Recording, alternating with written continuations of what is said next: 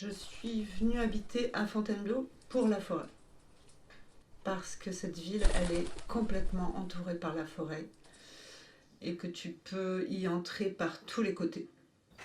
Les premières fois que j'étais en forêt, je faisais beaucoup de courses à pied.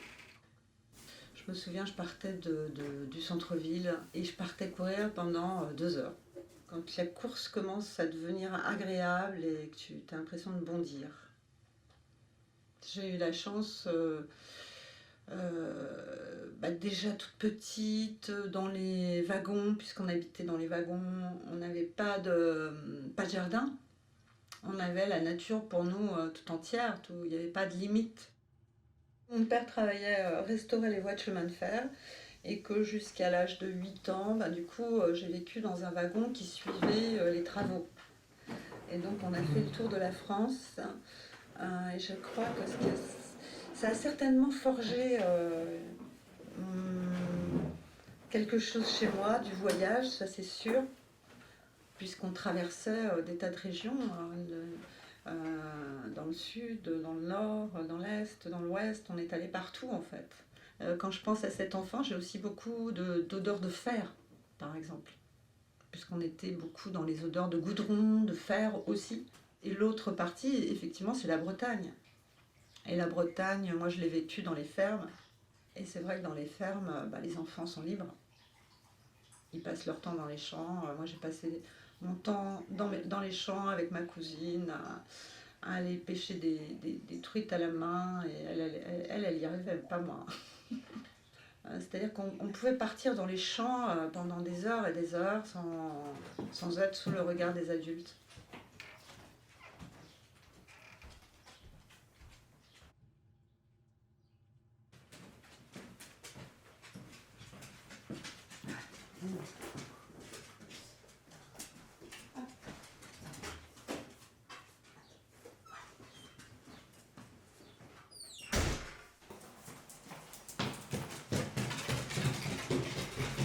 Pourquoi je pars pour la forêt? Je crois que c'est marrant parce que j'aurais envie de dire pour son odeur. Parce qu'elle a une odeur extraordinaire, cette forêt. Donc oui, je pense que si je pars, c'est parce que j'ai envie de sentir. J'ai envie de sentir la mousse, j'ai envie de sentir après la pluie, par exemple. C'est extraordinaire la forêt de Fontainebleau après la pluie.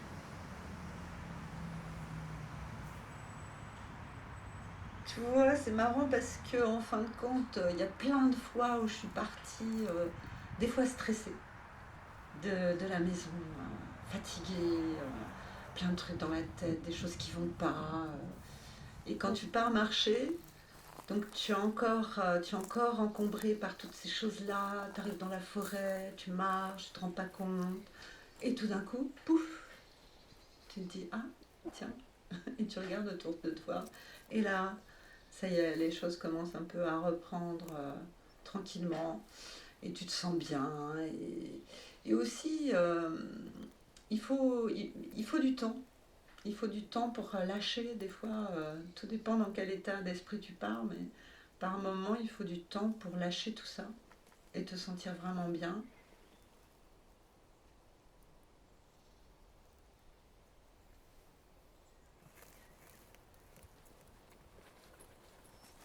Je crois que dès la première fois que j'ai touché un rocher, je me suis dit, ah, vraiment, c'est merveilleux. J'avais aussi l'impression, alors c'était curieux, parce que je retrouvais des sensations d'enfant. Parce que en Bretagne, comme je passais tous mes étés en Bretagne, au bord de la mer, dans le nord de la Bretagne, et qu'il y a énormément de rochers sur le bord de mer, j'ai passé énormément de temps avec mon frère à grimper sur ces rochers. Et on prenait d'ailleurs toujours des risques à aller grimper toujours plus haut, toujours plus loin. Et quand j'ai retouché ce rocher en forêt de Fontainebleau, je me suis dit, ah, ça c'est vraiment une sensation extraordinaire. En fin de compte, il y a tout un contact à avoir avec le rocher à Fontainebleau. C'est beaucoup de rondeur. Il y a aussi beaucoup de tout petits gratons sur lesquels tu vas serrer très fort, mais il y a aussi beaucoup de rondeur dans ce rocher.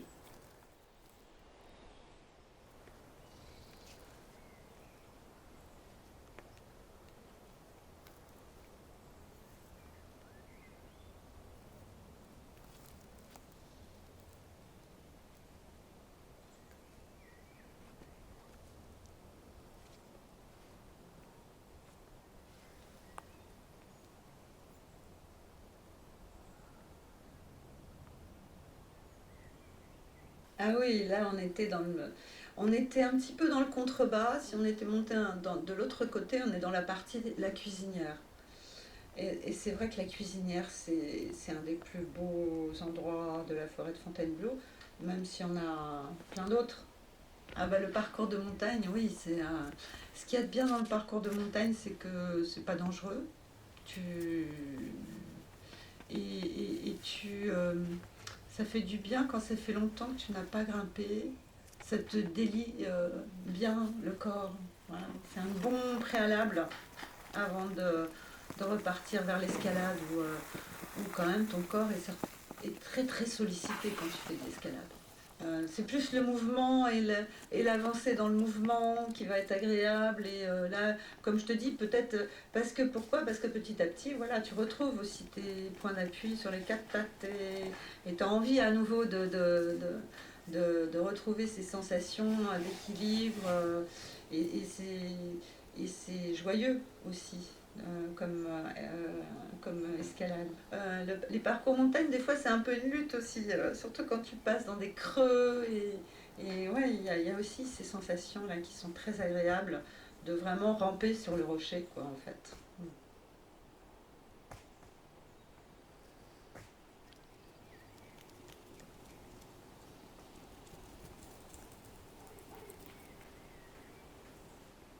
Il y a des fois où tu arrives et tu as vraiment l'impression que tu vas jamais y arriver. En fin de fois, t'es fatigué ou tu te dis oh là là, mais pourquoi je suis comme une grosse patate sur le rocher. J'arrive pas, quoi. Mon corps il se dédie pas du tout. Et puis des fois, petit à petit, ça y est, quoi. T'as ton corps qui commence à se mettre en mouvement. Et là, oui, tu commences à sentir que tu vas pouvoir faire des choses intéressantes. Et puis des fois, tu fais vraiment de très très belles sessions. Elles sont jamais égales. C'est jamais la même chose. Il y a vraiment des fois où ça a été des moments, mais pouf, tu te dis, oh là là, qu'est-ce que c'est super.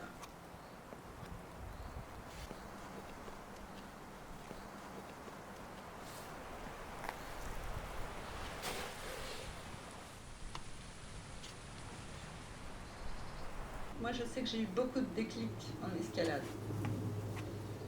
Tu sais, c'est comme. En fait, des fois, tu dors la nuit et c'est ton cerveau qui travaille. Et le lendemain, quand tu reviens, tu passes le rocher, c'est marrant, ça. Par exemple. Ça, c'est arrivé souvent, souvent, souvent. C'est pour ça que des fois, quand je ne fais pas le rocher, je me dis, bon, je reviendrai demain. Je sais ce qu'il faut faire, mais là, ça passe pas, donc je reviendrai. Et quand tu reviens, tu le fais. Parce que dans ton cerveau a enregistré le mouvement qu'il fallait faire, en fait. C'est assez rigolo. Ce côté, euh, comment dans ton sommeil, tu enregistres des choses et comment tu les retrouves le lendemain. C'est quand même assez incroyable. Et puis l'importance aussi de se tromper, certainement. Voilà, c'est-à-dire que tu te trompes, non, ça passe pas là, ça passe pas là, ça passe pas là. Ah, là, voilà. Mais il faut passer aussi par toutes, des fois, ces erreurs, en fait.